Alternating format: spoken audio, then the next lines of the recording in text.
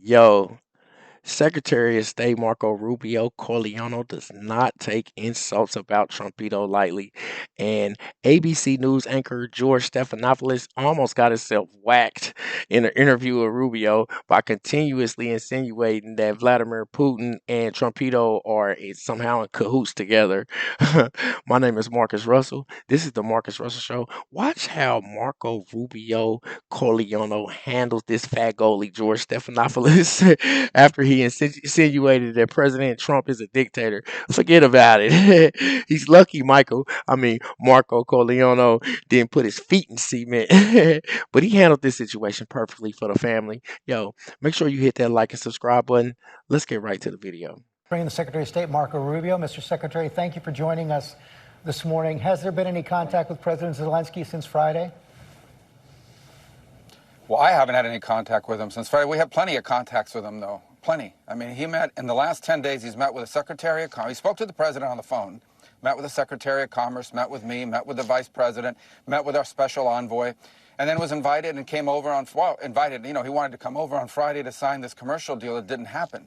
So there's been plenty of contact with them. I've talked to the foreign minister several times, not since then. And we'll see moving forward. I think the last line in the president's Truth Social post is the one to focus in on, and that is, we'll be ready to re-engage when they're ready to make peace, which is clearly what the president's goal is here.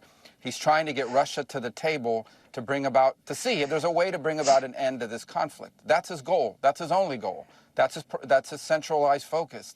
And, hopefully we'll get to a point where that's possible. The British Prime Minister said this morning that the United Kingdom and France are working on a peace plan with Ukraine to present to the U.S. Do you know where things stand with that plan? No, I've talked to both of the foreign ministers of France and the UK yesterday, and I explained to them sort of the events leading up to what you saw on Friday. Look, I think what's really important here is to understand the dynamic. Saying there's this horrible war. It's been going on for 3 years. It is a bloody stalemate, a meat grinder type war, and he wants it to end. How does it end? It's very simple. The only way it ends is if Vladimir Putin comes to a negotiating table. And right now, President Trump is the only person on earth who has any chance whatsoever of bringing him to a table to see what it is he would be willing to end the war on. Now, maybe their claims or what they want, their demands will be unreasonable. We don't know, but we have to bring him to the table. You're not going to bring him to the table if you're calling him names, if you're being antagonistic.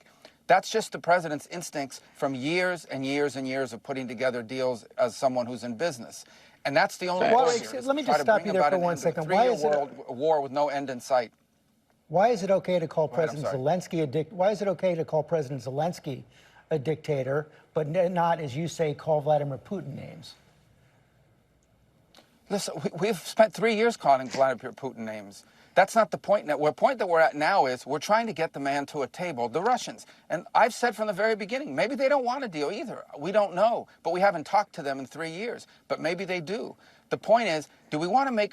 I would ask everybody this. If there are no negotiations, what is the alternative? Another 4 years of war, another 3 years of war, in which the United States and Europe continues to pour billions of dollars into a war in Ukraine? Is that the alternative?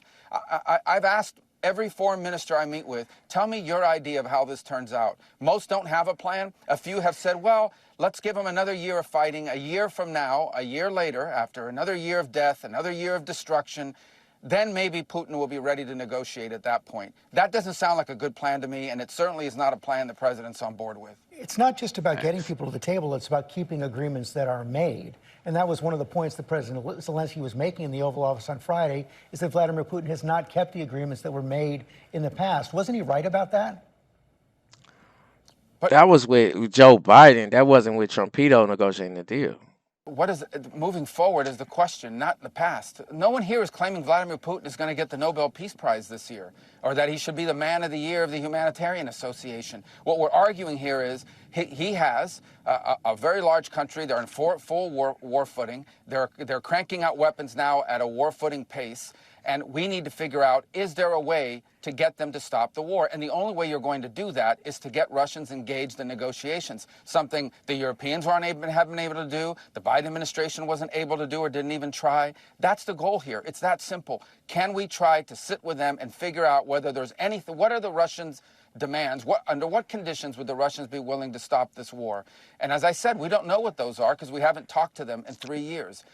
And then the whole time Zelensky was like, "Yo, I'm not making a deal with him." How you just gonna say you're not gonna make a deal? The singular goal here is to try to bring about an end to this conflict, and it begins by getting them to the table. Ultimately, like any truce, like any peace agreement anywhere in the world, those things will have to be enforced, they'll have to be enduring, there'll have to be safeguards put in place. Everybody understands that. But it begins with the first step, and that is engaging them to see if it's even possible.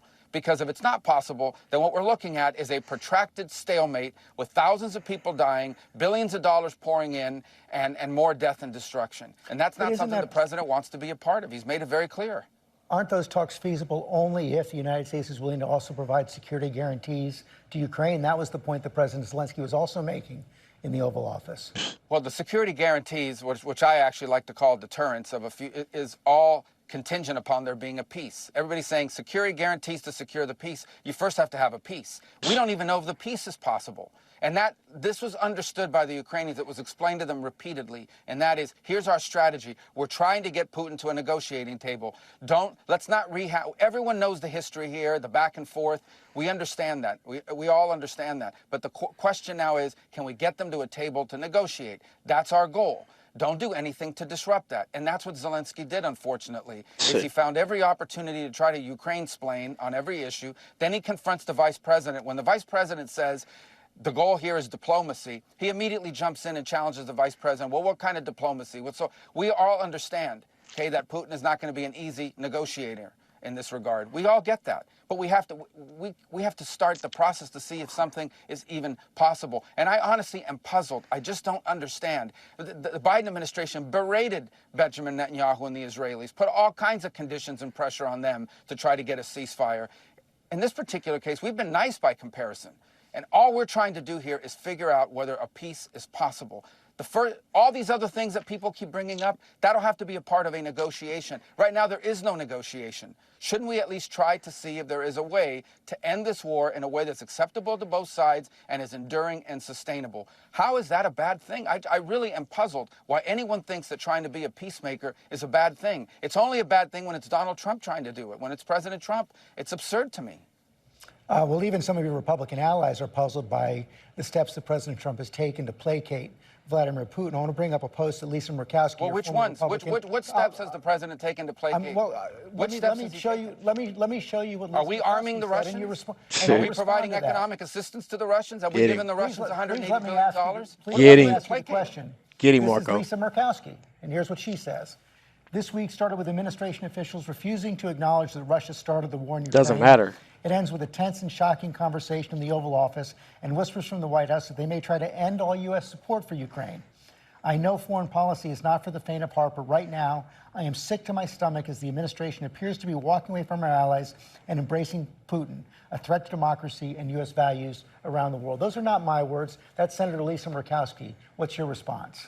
Well, yeah, we're a free country. People have a right to these opinions. I would just say to you, what have we done to placate the Russians? The only thing we've done is say, are you guys willing to talk about peace? I say the same point. We're not giving them. We haven't given them. You voted with North Korea and Russia and Russia and Belarus in the United Nations and against our Western allies. No, let me tell you. All right. So do you know what the United Nations resolution was? I'll tell you if you want to hear what it was. It basically said this has been a horrible war. It's time for it to end. The job of the UN is to bring about peace in the world. I thought that's what the UN was created to do, to stop wars and to prevent them. And that's what the resolution did. Was it antagonistic towards the Russians? No. Back to the point. But it also didn't praise the Russians. All it said is, this is a bad war. It needs to end. And by the way, at the Security Council, which has not been widely reported, the first resolution on Ukraine that has passed the Security Council in 3 years, passed this week because of the leadership of President Trump, and it's a resolution that says, bad war needs to end, let's bring the two sides together. That's what the resolution is. Again, what is the United Nations for? Isn't it not a forum to promote peace in the world? And shouldn't we all be happy that we have a president who's trying to stop wars and prevent them instead of start them? I just don't get it. I really don't, other than the fact that it's Donald J. Trump. If this was a Democrat that was doing this, everyone would be saying, well, he's on his way to the Nobel Peace Prize. This is absurd. We are trying to end a war. You cannot end a war unless both sides come to the table, starting with the Russians. And that is the point the president has made. And we have to do whatever we can to try to bring them to the table to see if it's even possible. I'm not promising you it's possible. I'm not telling you it's 90% likely. I'm saying it's 0% likely if we don't get them to a negotiating table. And the sooner everyone grows up around here and figures out that this is a bad war that's heading in a bad direction with death and destruction and all kinds of dangers surrounding it that could spiral into a broader conflict, the sooner people grow up and realize that, I think the more progress we're going to be able to make. But the president's crystal clear. He campaigned on it, and he's going to govern on it. And that is, he is going to be a president that tries to achieve peace. And he has been very clear this is a war that would have never happened had Donald Trump been in the White House, and it needs to end. And we're going to do everything we can to end it in an enduring and sustainable and fair way. You said in your confirmation hearings that Russia will have to make concessions to get a peace deal. What concessions do you expect them to make? Well, why would I say that on a news broadcast? That's what negotiations are about. That's the Fool. problem here. Again, everybody's. This is not a messaging exercise. Okay? This is, can they get to a table? And then there's hard work to be done. You're absolutely right. I'm not telling you this is an easy peace deal. The Russians will give you a 30-minute lecture on the history of Ukraine and this, that, and the other. The Ukrainians have their own point of view. There's no doubt about it. But what peace deal in the history of the world has ever been easy? That's the hard work of diplomacy. That's exactly what the vice president was alluding to. That's what peace deals involve. You've covered this. You've been around for a long time. These conflicts are not easy to solve. But you can't solve them at all if you don't even have a process to try to solve it, if you don't have the parties at the table. And right now, that's been our goal. It's been explained crystal clear to the Ukrainians and the Europeans and everyone else who wants to know for weeks now. For weeks now. And the only thing they were told is, do not do things to derail it. And sadly, President Zelensky, couldn't contain himself in that regard. I hope this could all be reset. I hope he comes to the realization that we're actually trying to help his country here before it suffers thousands of more casualties. 3 million people have already left Ukraine. Are they ever going to be able to come back? He's got Ukrainians being held prisoner, including children, on the Russian side. Why is any of this good for anybody? And the argument that we're going to just keep it going forever, that's absurd. So it's time to bring the Russians to the table, if it's even possible, and see if there's a way forward that ends this conflict and makes sure it never happens again. That's our goal. That remains our goal. That's the president's goal. Yeah, George, you really need to grow up. Straight up. Marco Rubio is the 72nd Secretary of State of the United States.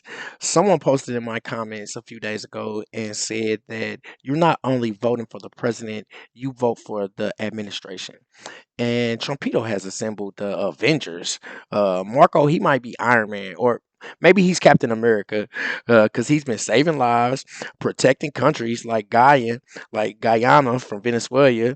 Check out the video I did on that. He went to Guyana. He told them, y'all got that oil, and he told Venezuela, if y'all try to, yeah, I will blow Venezuela or anybody else up to try to come mess with this oil money.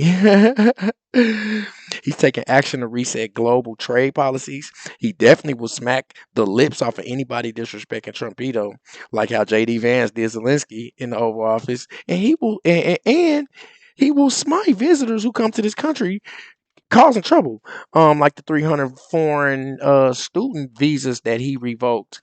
And the explanation was simple. You came here to get an education, not to be a part of a protest on campus. Now, if you watch my channel, you know I personally do not understand America's relationship with Israel, but I do recognize when I see a real mafia don. Rubio is definitely a boss. Yo, do you remember when Trumpito used to call Marco Rubio, Little Marco? Well, now he goes by Big Rubio. And just like George Stephanopoulos found out, he effed around and found out. Hey, look, he has a history of taking strong stances against leftists, news anchors, next leftist politicians, and entire countries if they need the encouragement. He will give you that encouragement. So you Democrats need to take notes unless you want to get your feet put in some concrete. Yo, tell me what you think in the comments. My name is Marcus Russell. This is the Marcus Russell Show. Make sure you hit that like and subscribe button. Until next time.